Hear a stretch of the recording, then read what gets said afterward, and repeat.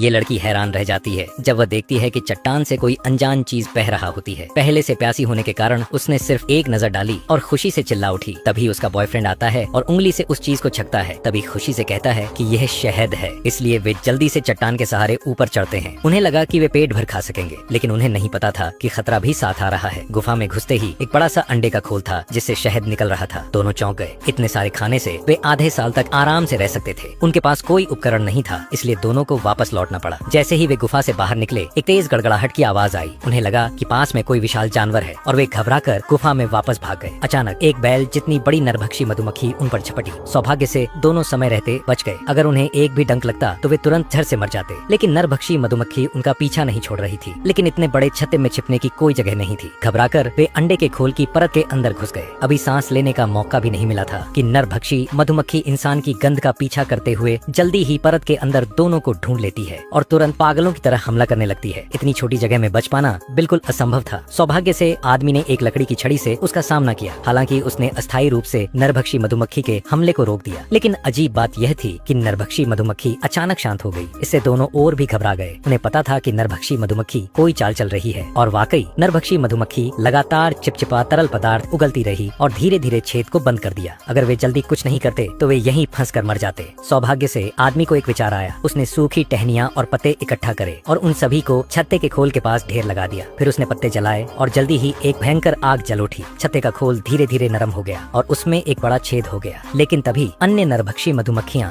वापस आ गईं। वे पेट भर खाना चाहती थीं, लेकिन दोनों ने मौके का फायदा उठाकर गुफा से बाहर निकल गए।